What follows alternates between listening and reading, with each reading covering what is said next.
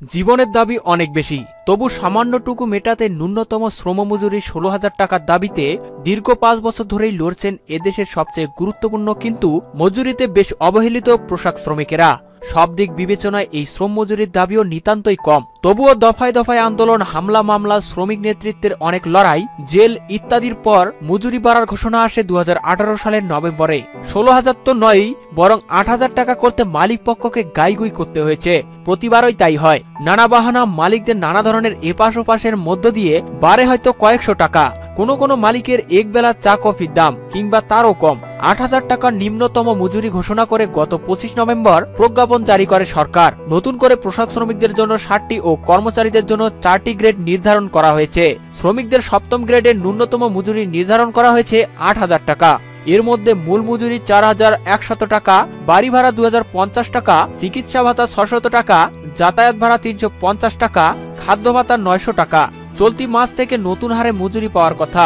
গেজেটে বলা হয়েছে, কোনো শ্রমিককে এই ন্যূনতম মজুরির চেয়ে কম মজুরি দেওয়া যাবে না। শ্রমিকেরা প্রতি বছর মূল মজুরির ৫% হারে মজুরির বৃদ্ধির সুবিধা পাবেন। এই মালিকেরা এ সুবিধা দিতে বাধ্য থাকবেন বলেও গেজেটে উল্লেখ করা হয়েছে। ২০১৩ সালে যে সরকারি গেজেট বেরিয়েছিল সেখানে স্পষ্ট করে বলা আছে প্রতি বছর শ্রমিকের বেতন ৫% করে বাড়াতে হবে। কথা ছিল, কিন্তু সে কথা রাখা হয়নি। শ্রমিকেরা নিরুপায় হয়ে প্রতিবাদে নেমেছে। আশুলিয়ায়, মিরপুরের, সাভারের, টঙ্গীতে, নারায়ণগঞ্জের শ্রমিকেরা রাস্তায় নেমে বিক্ষোভ করেন। তারুণ্যের প্রথম প্রহরেই পোশাক শ্রমিক সুমনকে গুলি করে মেরে ফেলা হয়। সুমন মিয়ারা আর বড় হয়ে উঠতে পারে না, তাদের উঠতে দেওয়া হয় না, তার আগেই তারা লাশ হয়ে ওঠেন। অথচ এই রাষ্ট্রের সুমনদেরই দরকার ছিল সবচেয়ে বেশি। আন্দোলন হলেই পোশাক কারখানার মালিকেরা তোতাপাকি হয়ে যান। বলতে থাকেন দেশকে অস্থিতিশীল করতে শ্রমিকদের উস্কানো হচ্ছে। এক্ষেত্রে সরকারের চোখ আরেক কাঠি এগিয়ে থেকে নতুন ষড়যন্ত্রের তথ্য আবিষ্কার করে। শ্রমিকদের উস্কায় কারা? তারা নিজেরাই এই উস্কানি স্রষ্টা। এদেশে ৪০ লাখ শ্রমিক জানেন তাকে কেন বছর বছর দফায় দফায় লড়তে হয়। তারাই জানেন তার আসল উস্কানি তার মন থেকে আসা, বঞ্চনা থেকে আসা, ন্যায্য মূল না পাওয়ার ক্ষোভ থেকে আসা। মজুরির আন্দোলন হঠাৎ করে হয়েছে কিংবা নির্বাচনের ফলাফলের কারণে হয়েছে তা নয়, চলছিলই। মাঝখানে পড়ল নির্বাচন বিরতি।